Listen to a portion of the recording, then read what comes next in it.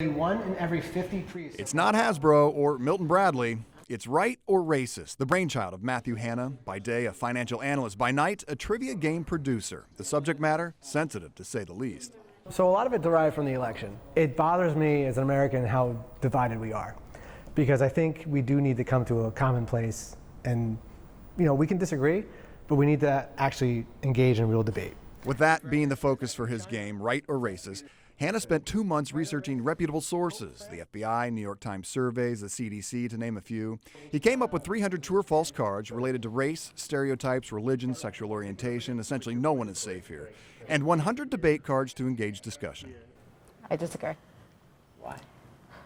I mean, it's not a blank, I don't think it's a blanket statement, but I disagree because I think a lot of what cultural appropriation ends up being is sort of like making a trend of other people's traditions, and it's fleeting. There's a lot of political and social undertones to the game.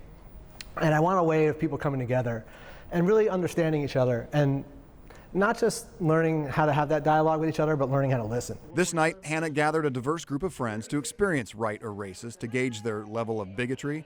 On one side of the card, stereotype. Right or Racist.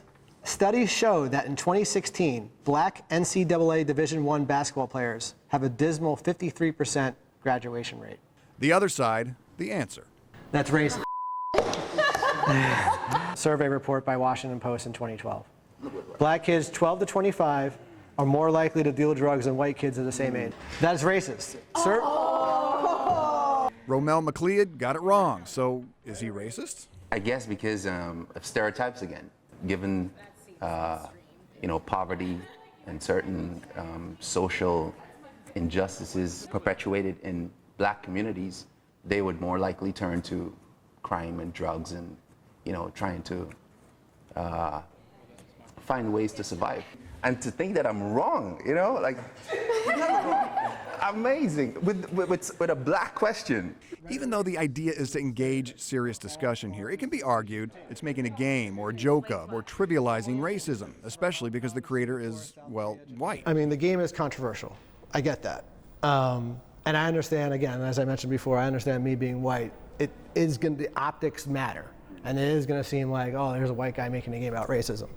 But the game is not really about racism. The game is about getting people to engage and talk and learn and really about listening to other people. The game is supposed to make it a comfortable atmosphere amongst friends to discuss such sticky topics, but Lexi Brower witnessed the exact opposite with a young white female acquaintance. She was not racist at all, but to have that uncomfortable feeling highlights that there is an issue and that we are a country that is divided and that feels uncomfortable talking about race. So Isn't that part of the point of the game, though? That is, yeah, absolutely. It was the point of the game, and I think in that particular moment, the game was effective. I look at it as I'm raising awareness.